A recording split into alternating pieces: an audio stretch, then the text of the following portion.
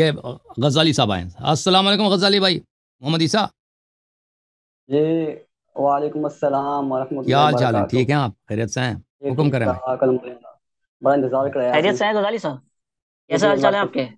حال چال ٹھیک ٹھاک ہے ٹھیک ٹھاک ہے. جی سر جی سر. کس موضوع پہ بات کرنا چاہتے ہیں صاحب؟ جی میرے چند سوالات تھے جن کا میں جوابات چاہتا تھا.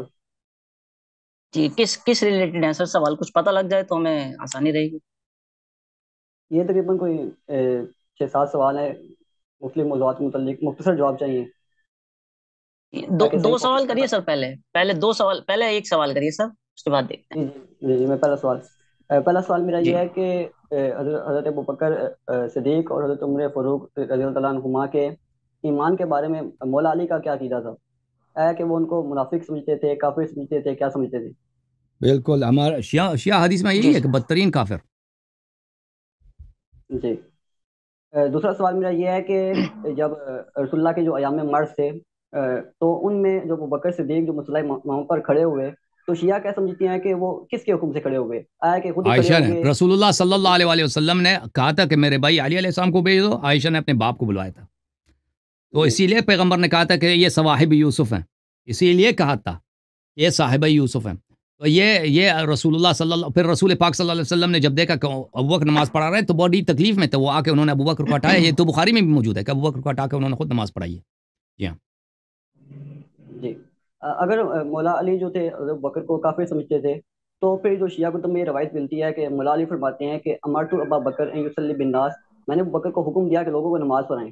اس روایت کی کیا حقیقت ہے؟ اس کتاب کو حوالہ تو دے دو نا بھائی. یہ کتاب کا نام ہے المستشرد, کیا تبری شیعی کی کتاب. المستشرد تبری شیعی کی کتاب اسم ہے. المسترشد میرے پاس ہے, صفحہ نمبر بتائیں, میں کھول دیتا ہوں. جی. صفحہ نمبر اس کا 125.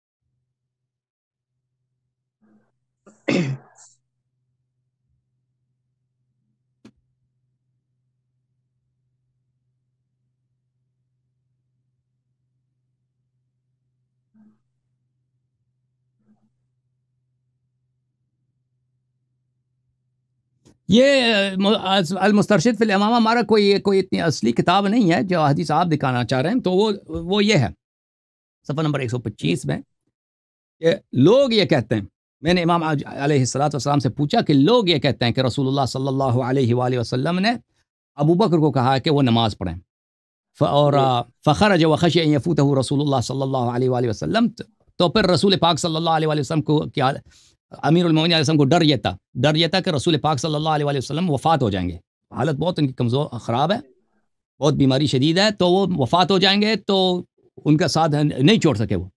تو انہوں نے کہا ابوبکر سے کہتا کہ تم نماز پڑھو. جب رسول پاک صلی اللہ علیہ وسلم کی حالت بہتر ہو گئی تو رسول پاک صلی اللہ علیہ وسلم آئے اور انہوں نے ابوبکر کو ہٹایا اور اخر ابوبکر کو ہٹا کے انہوں نے خود نماز پڑھایا.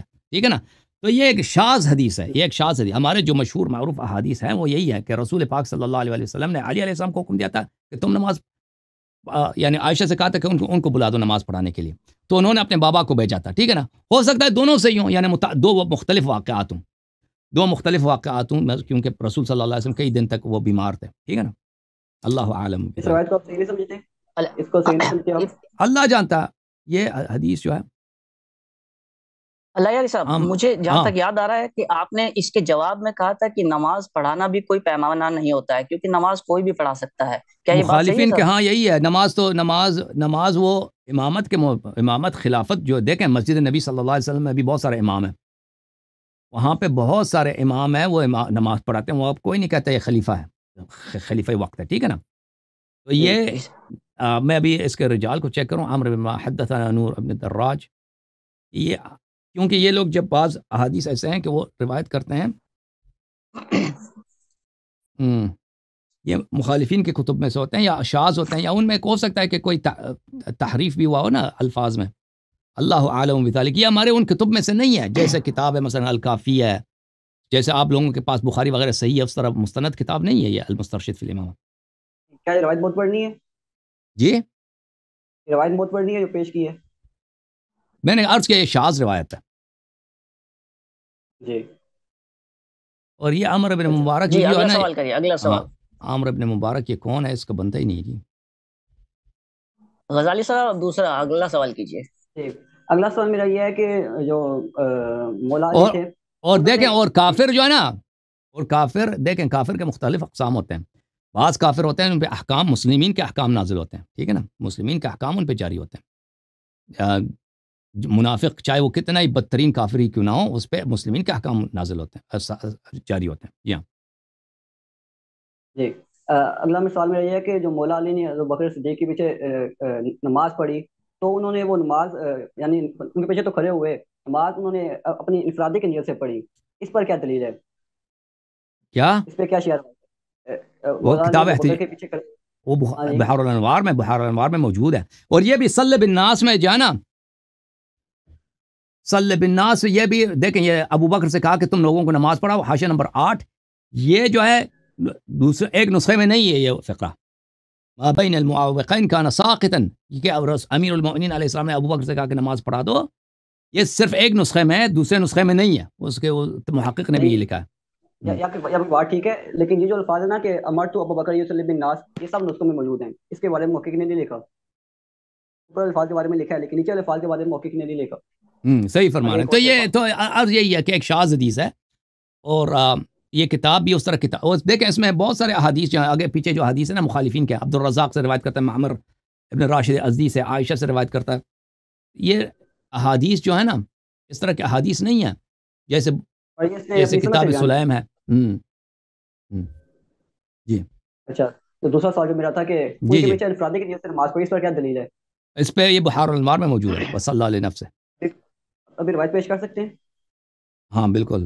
وہ دیکھیں کہ کسی حدیث میں نہیں ہے کہ وہ ان پہ اقتداء کرتے تھے، ٹھیک ہے نا. اور ہماری کتابوں میں بہت زیادہ ہے کہ جس جو شخص فاسق ہے اس کے پیچھے نماز نہیں پڑھ سکتے. یہ نفسی کی الفاظ ہیں، یہ آپ دکھا سکتے ہیں؟ دکھا دیں. ہاں میں دکھا دوں گا آپ سے.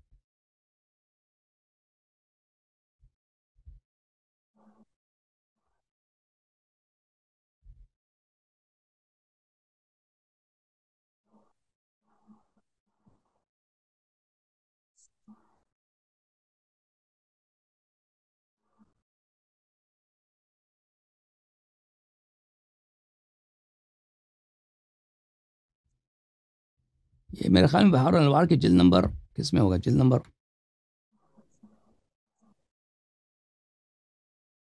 29 میں. ایک منٹ میں کتاب لے کے ہوں. بحار الانوار جلد نمبر 29 29، یہ ہے صفحہ نمبر 42. یہاں پر یہ حدیث جو ہے کافی لمبی ہے، پیچھے سے شروع ہو جاتی ہے. تو وہاں پر یہ ہے کہ ثم تهيأ للصلاة وحضر المسجد وصلى لنفسه خلف ابی بکر. وہ ابو بکر اور عمر یہ منصوبہ بنا رہے تھے کہ امیر المؤمنین علیہ السلام کو نماز کے وقت قتل کیا جائے، ٹھیک ہے نا. اس کی کہانی. تو انہوں نے ابو بکر کے پیچھے منفرداً نماز پڑھی ہے، اقتداء نہیں کیا ابو بکر. جی میری نظر سے بحار الانوار کا ایک نسخہ گزرا ہے، تو اس کے جو محقق تھے، اس نسخے کے جو محقق تھے، انہوں نے اس بات کا اعتراف کیا ہے کہ یہ جو الفاظ ہیں لنفسہ ہی، یہ الفاظ اصل مصدر میں یعنی احتجاج برسی میں موجود نہیں ہیں. تو میرا سوال یہ ہے کہ اگر علامہ مجلسی نے جو روایت نقل تو کی ہے موجودہ دیکھیں علامہ مجلسی اس میں اضافت تو نہیں کرتے نا. تو دیکھیں وہ علامہ مجلسی کی جو لائبریری تھی اصفہان میں وہ بہت بڑی تھی، اس میں جو نسخے ان کے پاس تھے ابھی ہمارے پاس نہیں ہیں. کتابوں کے بہت نوادر مخطوطات ان کے پاس تھے، اور وہ اپنے بحار الانوار کے آغاز میں بیان کرتے ہیں. تو ابھی بہت سارے ان کے پاس جو مصادر تھے اس زمانے میں 300 350 400 سال پہلے، وہ ہمارے پاس نہیں ہے، ٹھیک ہے نا. تو اگر موجودہ مصدر میں نہیں ہے تو اس کا مطلب یہ نہیں کہ اصل مصدر جو ان کے پاس تھا ان کے پاس نہیں ہے. جی. اور جو تفسیر برہان ہے اس میں بھی روایت نقل کی گئی لیکن اس میں یہ الفاظ موجود نہیں ہیں. وہ ٹھیک اس کے پاس نہیں تھا، کوئی بات نہیں. تفسیر برہان کے پاس اس کے نسخے میں نہیں تھا، لیکن مجلسی کے پاس ہے. مجلسی ایسا شخص نہیں ہے کہ وہ الفاظ حدیث کو تحریف کر دے، ٹھیک ہے نا. اس کے اور بات بھی یہی صحیح ہے کیونکہ فاسق کے پیچھے نماز نہیں ہو سکتی. جی. اور یہ جو احتجاج برسی ہے اس کا ایک قلبی نسخہ انٹرنیٹ پہ موجود ہے، آج سے تقریباً 200-300 سال پرانا، اس میں بھی یہ الفاظ نہیں ہیں. کوئی بات نہیں، 200-300 سال پرانا. مجلسی کے پاس، مجلسی اس سے پہلے تھے، مجلسی کے پاس جو نسخے تھے احادیث کے وہ بہت نادر حدیث تھے. اس کے بعد جنگ ہوا نا اصفہان میں، اس کے بعد کئی حملے ہوئے اصفہان میں، خانہ جنگی ہوئی، لائبریریوں کو جلایا گیا، تو بہت سارے نسخے اس میں تباہ ہو گئے. اور عالم اسلام میں یہ ہمیشہ ہوا ہے کہ جنگ جب ہوتے ہیں تو ایک طائفہ حملہ کرتا ہے دوسرے پر، بادشاہوں میں جنگ ہو جاتی ہے تو وہ لائبریریاں جلتی ہیں یا نسخے تباہ ہو جاتے ہیں، یا مثلا بعد میں لوگ اس کا خیال نہیں رکھتے ہیں، کیونکہ پرانے زمانوں میں اس طرح نہیں تھے کہ سب لوگ کتابوں کی قدر کریں، لائبریریوں کی قدر کریں. ٹھیک ہے نا جی. اور آپ جو ایک روایت پیش کرتی ہیں کہ حضرت عمر کا جو نکاح ہوا تھا ایک جنری کے ساتھ، تو کیا اس سے ایک بیٹا زید بھی پیدا ہوا تھا؟ شیعہ مانتے ہیں ہوتا عجیز جی ہوا ہوگا جی، وہ ایک ہی ساتھ مری، اسی چڑیل کے ساتھ اکٹھے مری ہے، وہ کچھ ہوا ہی اس کے ساتھ. یعنی وہ جو زید بیٹا پیدا ہوا تھا وہ ام کلثوم جنری کا بیٹا تھا. جی بالکل. اور جو تہذیب الاحکام میں روایت ہے کہ وہ ام کلثوم بنت علی تھی، اس روایت کی کیا حقیقت ہے؟ تو ظاہر میں بنت علی تھی نا، ظاہر میں بنت علی تھی، حقیقت میں تو نہیں تھا. ائمہ اطہار علیہ الصلوۃ والسلام اس بات کو بہت بعد میں ظاہر کیا نا، شروع میں تو ظاہر نہیں کرتے تھے، شروع میں تو چھپاتے تھے. ٹھیک ہے نا جی. اور جو الکافی میں روایت ہے کہ مولا علی جس ام کلثوم شروع میں تو تقیہ کرتے تھے. امیر المومنین علیہ السلام خود کہتی ہے میری بیٹی ہے بھائی، شادی ہو گئی عمر سے، وہ تو نہیں کہتے تھے کہ یہ وہاں پہ چڑیل ہے، جنی ہے. جی. اور جس ام کلثوم کو اپنے گھر لے آئے تھے تو وہ بھی وہ جنری تھی. وہ ظاہراً یہی ہوگا کہ اسی، کیونکہ لوگوں میں تو تقیہ تھی نا کہ اب عمر مر گیا تو ان کی بیٹی وہاں پر ہے تو ان کو لے کے آئی، تو حقیقت میں وہ جن تھی، پھر وہ چلی گئی اپنے گھر، بعد میں جن چلی گئی ہے، اور اب پھر امیر المومنین علیہ السلام نے اپنی اصلی بیٹی کو ظاہر کیا. جی. اور وہ جن روایات میں آتا ہے کہ وہ جس کو اپنے گھر لے کے آئے تھے ان کی بیٹی ام کلثوم تھی، تو وہ روایات کیا معتبر نہیں ہے؟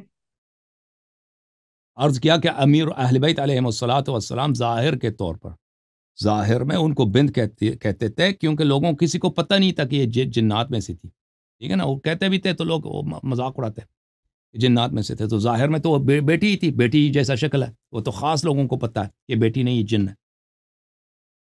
جی.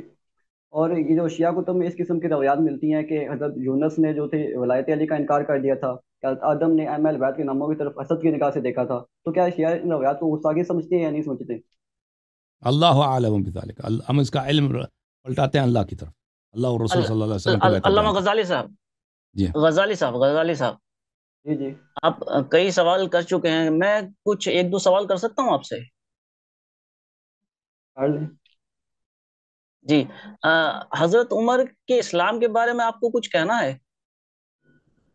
نہیں، مجھے کچھ نہیں کہنا. ٹھیک ہے، اوکے. اچھا. تو ٹھیک ہے. شیخ صاحب آپ جو ہے ان روایات کے صحیح ہونے کا اقرار کر چکے ہیں. دیکھیں ہر روایت کا مطلب کیا ہے وہ میرے ذہن میں نہیں ہے، کہ مثلا ہر روایت آپ پوچھتے ہیں کہ فلان روایت، آپ عبارت پڑھیں، پوری روایت پڑھیں تو میں جواب دے سکتا ہوں نا، آپ صرف اشارہ کرتے ہیں تو پھر ہم جواب دیں گے. بعض اگر کوئی روایت اگر صحیح ہو، ہمیں سمجھ نہ آئے، ہم یہی کہیں گے کہ ہمیں یہ اس کا مطلب ہمیں سمجھ نہیں آتا، ہم اس کا پلٹاتے ہیں علم اللہ اور رسول صلی اللہ علیہ وسلم کی طرف. ٹھیک ہے نا، ہم نے کبھی ادعا نہیں کیا کہ ہم سب روایات احادیث کو جانتے ہیں. اوکے، اگر اہل بیت علیہ السلام کا مقام بہت عظیم ہے اور ان کے احادیث سب صحیح ہیں، لیکن اس کا مطلب یہ نہیں ہے کہ آپ اگر دنیا میں ہمارے احادیث کی تعداد تو لاکھوں کی تعداد میں، کسی بھی حدیث میں کوئی کمپیوٹر نہیں ہوں کہ کسی بھی حدیث کے متعلق میرا امتحان لے لیں کہ اس حدیث فلان حدیث کا کیا مطلب، فلان حدیث کا مطلب کیا ہے، تو بالبداہا اس کا مطلب میرے پاس موجود ہو. ٹھیک ہے نا، یہ تو جیسے قرآن کی آیات ہیں، قرآن کی آیات اس طرح نہیں ہے کہ انسان ہر شخص کو پتہ ہے، وہ آپ جتنی مرضی سوال کریں وہ جواب دے سکتے ہیں. قرآن کے آیات سمندر ہیں، اس میں بہت سارے جہات ہوتے ہیں. اسی طرح اہل بیت علیہم الصلوۃ والسلام کے کلام میں بہت سارے جہات ہوتے ہیں، بہت سارے معانی ہوتے ہیں، اس میں دیکھنا پڑتا ہے کہ ان کا مراد کیا ہے، تدبر کرنا پڑتا ہے. میں نہیں کہتا کسی کو سمجھ آ سکتا ہے، تو وہ اس کے لیے تدبر کرنا پڑتا ہے، وہ دیکھنا پڑتا ہے کہ آگے پیچھے کیا ہے. ٹھیک ہے نا بھائی، آپ سمجھ رہے ہیں نا. اگر کوئی چیز ہمیں سمجھ نہ آئے، ہم کہتے ہیں ہم نہیں، ہم اس کا علم پلٹا دیتے ہیں، رد کرتے ہیں اللہ اور رسول صلی اللہ علیہ وسلم کی طرف. ٹھیک ہے نا. ابھی تو جو مجھے روایت پیش کی، اس کو شیخ صدوق نے روایت کیا ہے، اور اس میں الفاظ ہے فناظر الیہم بعین الحسد، تو ان دونوں نے ان کی طرف حسد کی نگاہ سے دیکھا، یعنی حضرت آدم اور حضرت حوا نے ائمہ البیت کے ناموں دیکھنا کی طرف. پڑے گا، مجھے دیکھنا ابھی میرے ذہن میں نہیں ہے، میں دیکھوں گا کہ اس سے کیا مراد ہے. ٹھیک ہے نا، معانی دیکھیں گے کہ اس کا صحیح معنی کس طرح بنتا ہے. اوکے جی. اور آخری سوال ہے. آخری سوال یہ ہے کہ ایک اہل سنت کے بڑے عالم ہیں مولانا عمر صدیق صاحب، جن کو آپ نے مناظرے کا چیلنج بھی کیا تھا. تو ان کا میں کلپ سن رہا تھا، وہ آپ سے مخاطب ہو رہے تھے اور آپ کو یہ کہہ رہے تھے کہ آپ ان کا نام لے کے ان سے کوئی بھی سوال کریں اور کلپ اپلوڈ کر دیں تو وہ سوال کا جواب دیں گے. تو آپ کو کیا لگتا ہے کہ ایسا سوال جس کا نہیں، جواب میرے پاس ٹائم نہیں ہے. میں میرے پاس ان کے ایک سوال میرے آپ پاس سے کر ٹائم دیں، نہیں ہے. جی ایک سوال جو آپ کرنا چاہے کر دیں تو ان کا نام لے کے نہیں، ان میرے سے پاس کر دیں. ٹائم نہیں ان کا کلپ دیکھنے کے لیے. انشاءاللہ تبارک و تعالی وہ آ جائیں اور گفتگو کریں گے، نہ لائیو گفتگو کریں گے جیسے آپ نے سوال جواب کیا نا. سوال نہیں کرنا چاہتے آپ، کوئی سوال نہیں کرنا چاہتے ان سے ابھی اس ٹائم کوئی سوال؟ میرے بہت سارے تقریرات ہیں، اعتراضات ہیں. آج میرا مناظرہ ہوا ہے، ٹھیک ہے نا، مناظرہ ہوا ہے. آپ ہاں مناظرہ ہوا ہے، وہ آپ اب وہ تیار ہو جائیں. ابھی آج مناظرہ ہوا ہے حافظ سلمان ظفر صاحب کے ساتھ. موضوع کیا تھا؟ موضوع تھا سورہ حجرات پر، ٹھیک ہے نا. وہ آ جائیں انشاءاللہ، لائیو ان سے گفتگو کریں گے، ان کو علم سے استفادہ کریں گے. میرے پاس ٹائم نہیں ہے کہ وہ کلپ بنا دیں پھر وہ کلپ کا جواب دیں گے. اس طرح ہمارا طریقہ کار نہیں ہے، ٹھیک ہے نا. اللہ آپ کو جزائے. اگر مجھے کسی کے کوئی چیز سیکھنا ہو، مجھے حافظ عمر صدیق صاحب سے پوچھنے کی ضرورت نہیں ہے. میں خود تحقیق کر کے میں وہ دیکھ لیتا ہوں. ہاں البتہ اگر انہوں نے اب خلفاء کا دفاع کرنا ہے، بسم اللہ کریں، آ جائیں پروگرام میں گفتگو کریں گے، چلو باتیں ہوں گی. ٹھیک ہے نا بھائی. اللہ آپ کو جزائے خیر. Thank you. بہت شکریہ. اللہ حافظ. آپ کا بھی شکریہ بھائی صاحب. محمد شعیب سر ایک سوال ہے، ایک سوال چھوٹا سا. جی سر یہ سب سے زیادہ پوچھا جانے والا سوال ہے آج کی جنریشن میں. سر میرا سوال کمازانی تدبیر سے ریلیٹڈ ہے. سر جیسے ایک سائٹ ہے ویکیپیڈیا، یہ سب سے بڑی فری انسائکلوپیڈیا ہے. اس میں جب ہم یہ تدبیر کمازانی ڈالتے ہیں تو نیچے ایک سیکشن ہے، اس میں پورا کا پورا جتنے بھی بڑے عالم ہیں اہل تشیع کے، ان کے فتوے موجود ہیں. تو 90% لوگوں نے کہا ہے کہ کمازانی تدبیر ایک فالس، مطلب ایک فاربڈ چیز ہے، بالکل فاربڈن، سیرے سے خارج ہے. اس کو جو کرتا ہے وہ کہتا ہے کہ یہ تدبیر کمازانی جو ہے وہ شیطان کی طرف سے ایجاد کی گئی چیز ہے.